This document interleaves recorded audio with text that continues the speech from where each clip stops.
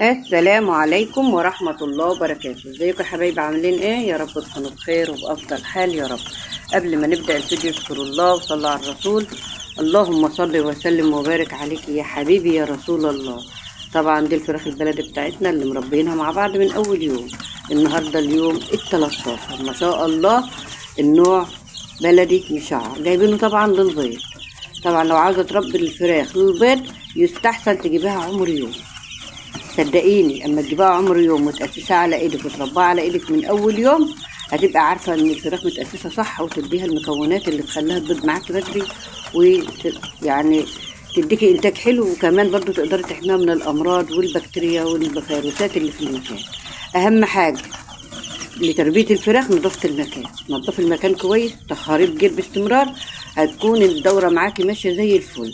لكن الفرشة كلها رطوبة، كلها فيروسات، مفيش تطهير في الفرشة، مفيش تنظيف في المكان، الفراخ هتتعب منك. الفراخ ما بتحبش المكان اللي فيه رطوبة. حاولي بقدر الامكان يكون المكان بتاع الفراخ ناشف. الفراخ عكس البط، البط يحب المية ويحب يبلبط، لكن الفراخ عكس البط، الفراخ عايزة مكان ناشف جاف تلعب فيه تجري فيه. طبعا انا لسه عامله لهم اللمبه الصفراء اهيت علشان الجو بارد. طب هنعمل ايه بقى النهارده؟ هنعمل خلطه حلوه قوي قوي قوي تخلي فراخك مفرفشه، ترفع المناعه بتاعتهم، تدفيهم، وخصوصا لو عملتها بالليل ما تخليش الفراخ تبرد منك خالص. هي دايما الفراخ اللي بتبرد بالليل، فحاولي بقدر الامكان برضو تظبطي التهويه عندهم وفي نفس الوقت تظبطي التدفيه، الاثنين مع بعض. ما ينفعش تدفي قوي وما ينفعش تهوي قوي، لازم تكوني ظابطه الدنيا. طب اعرف ازاي ان المكان حلو؟ انا عاوزاكي بس تقعدي في المكان اللي هم الفراخ فيه دقيقتين، نص او ربع ساعه، مش دقيقتين ولا حاجه، ربع ساعه. بشري فراخك، شوفي ان كان في فرخ كاشف، فرخ مش مظبوط، وشوفي درجه الحراره عامله ايه. اللي لقيتها كويسه بالنسبه لك هتبقى كويسه بالنسبه لك. لو لقيتيكي حرانه وزهقانه ومخنوقه تعرفي ان الحراره عاليه، لو لقيتيكي حسيتي ببروده تعرفي ان درجه الحراره واطيه. او في حاجه بسيطه خالص، هتمسكي الفرخ كده اهو وتمسكي رجليه، لقيتي رجليه ساقعه تعرفي ان الفراخ بردانه. يعني الفراخ لما تمسكي من رجليه كده، لو الجو برد او الفراخ بردانه هتلاقي الرجلين دي ساقعه. فيعني مش عاوزه تقعدي في وسطهم، بس انا بحب ان انا اقعد في وسط الفراخ كده، يعني 10 دقايق ربع ساعة. أباشر الفراخ، فرخ عنده إسهال، فرخ تعبان، فرخ مش ما بياكلش، فرخ فيه أي مشكلة، أعرف ألحقها بدري. اللهم صل وسلم وبارك عليك يا حبيبي يا رسول الله. طبعا انتوا عارفين ان انا بربي بالاعشاب وبالخلطات الطبيعيه وما بستخدمش ادويه، فالمكونات بتاعتنا ان شاء الله طبيعيه وبسيطه واقتصاديه وموفره، وفي نفس الوقت هتظبط المناعه وزي ما قلت لك، وهتظبط التنفسي والمعوي، وهتخلي الفراخ مفرفشه وتدفيهم وتحفظهم من الامراض ومن البرد.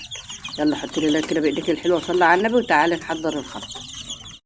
نقول بسم الله الرحمن الرحيم ونبتدي نحضر خلطة النهاردة يا جماعة. بسيطة والله واقتصادية، وبتخلي الفراخ كلها نشاط، كلها حيوية مفرفشة، وتدفيهم وتجري الدورة الدموية عندهم.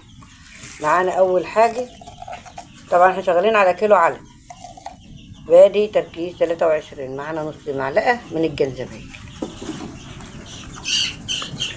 معانا معلقة صغيرة من الكركم، معانا برضو معلقة من حبة البركة. آخر حاجة اهي، حبة البركة ممتازة ممتازة في المناعة وعلاج الأمراض. معانا ايه كمان مكون حلو قوي، بس هنحط منه نص معلقة بس لأن احنا حاطين جنزبيل. لو مش حاطين جنزبيل ممكن تحطي معلقة، يعني هنشغلها بالمعلقة الصغيرة، يعني مش معلقة كبيرة ولا حاجة. قرفة، نص معلقة من القرفة. 4 مكونات على العلف، يعني بمعلقة الشاي الصغيرة في منها نص، يعني الجنزبيل نص والقرفة نص، الكركم وحبة البركة معلقة. هتخلي الفراخ بتاعتك لا تحتاج أدوية، وكلها نشاط، كلها حيوية، وتدفيهم ما تخليهمش يبردوا منك بالليل. يعني ما شاء الله ما شاء الله، في رفع المناعة ممتازين، في تطهير الأمعاء ممتازين، حاجة كده طبيعية 100%، ونتيجتها سحر. طبعا هم الوقت جعانين بجد، هم جعانين الوقت قوي. طبعا انا ساعات بسيبهم كده يخلصوا العلف خالص وينضفوا اللي بعتروه علشان ما يهدروليش الدنيا. هنقلب بقى المكونات بتاعتنا اهيت مع بعض اهي، حاجات بسيطه والله، بس والله والله يعني احسن من 60 علاج، وكمان نتيجتها حلوه قوي قوي قوي قوي. طبعا الفراخ اهيت شايفين انا بكشف لهم السلك ده بالنهار وبغطيه بالليل علشان خاطر الفراخ ما تبردش مني بالليل. الجو مش مظبوط، شويه برد وشويه حر، فاضمن حاجه ان انا اغطيه بالليل.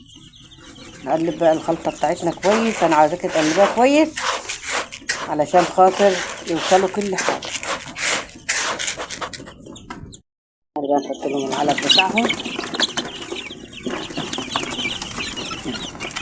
طبعا هي العلافه دي قليله عليه، المفروض كمان واحده، بس انا لو حطيتها في المكان كده انا مش عايزاها تضيق المكان. اما انقلهم في المكان التاني ان شاء الله هحط لهم علافه. اما انزلهم على الارض انا هجهز لهم مكان على الارض ان شاء الله، بس يكون مقفول برضه وتهويته مقفوله علشان الفراخ دي ما تتعبش مني. ما شاء الله ما شاء الله الفراخ في الاول اول اسبوع بتبقى تقيله شويه كده، بس ما شاء الله في تاني اسبوع فرقت جامد. يعني التحويل بتاعها والوزن بتاعها زاد كتير بجد والله. على قد ما كنت مصدومه منهم اول اسبوع على قد ما فرحوني في الاسبوع التاني. يعني احنا لسه 13 يوم النهارده، ما فيش اسهالات، ما فيش امراض، ما فيش اي مشاكل قابلتني الحمد لله رب العالمين. ولا حطيت ادويه ولا حطيت تحصينات ولا اشتريت لهم اي حاجه خالص. حاجات بسيطه من البيت او حبه اعشاب بجيبهم مخصوص للفراخ. والله ممكن اروح اجيب من كل نوع ب5 جنيه ب10 جنيه، يقعدوا عندي طول الدوره، احط منهم للفراخ بتاعتي لو جمعتهم كلهم يا دوبك يلمولك 50-60 جنيه. طبعا هي حاجات كتير وانواع كتير وكل حاجه بتتحط في وقتها وفي ميعادها، بس الحمد لله الهضم كويس، المناعه كويسه، مفيش اسهالات، مفيش برد، كل حاجه تمام. يبقى كل حاجه كده الحمد لله، يبقى احنا ماشيين مظبوطين. الادويه طبعا مش هقولك ان انا ممكن ما استخدمش ادويه لا قدر الله. لما حصل عندي الفيروس الدور اللي فات في الفراخ الساسو انا استخدمت ادويه والله اكتر من مره ومفيش فايده. هو كان قدر ربنا، وكانت النتيجه الحمد لله رب العالمين دمرتني خالص. الحمد لله على كل شيء. فانا بقى قلت اجيب الحبه الفراخ البلدي دول هربهم مع بعض، لان انا اصلا ما عادش عندي حاجه للبيض. الفراخ دي في انتاج البيض ممتاز عن تجربه، جربتها اكتر من كم مره. بحب اجيبها للبيض، في انتاج البيض بجد 10/10.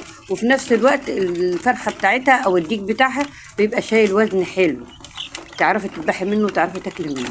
لكن البلد الحر يا جماعه اللي بتبقى رجليه رفيعه وناشفه قوي دي يعني ما فيهوش وزن بس فيه بيض. يعني لو انت مش عايزه فراخ تاكليه وعايزه بيض بس ممكن تجيب البلد الحر، بس صدقيني ما فيش فيهم وزن خالص. بتلاقي الرجلين ناشفه والرجلين يعني حاجه كده اجارك الله. لكن الفراخ ديت انا عايزه بس اوريكي رجل واحد، شايفين رجليه عامله ازاي؟ عاوزه تنضف من كده. ده غلط، دي كده غلط، اكبر غلطه. انا بقعد ابص فيهم ده كده اكبر غلطه. لازم لو شفت حاجه زي دي الحمد لله ان انا شفت لازم تنضفها. اهو شايفين رجليه عامله ازاي؟ اعرفوا الفرخ الحلو اللي بيبقى وزنه حلو من رجليه. احنا في نفس الوقت عاوزين وزن وعايزين بيض، ومش هتلاقي احسن من البلد المشعر صدقيني لو انت حابه الاتنين مع بعض. اتمنى الفيديو يكون نال اعجابكم، والسلام عليكم ورحمه الله وبركاته.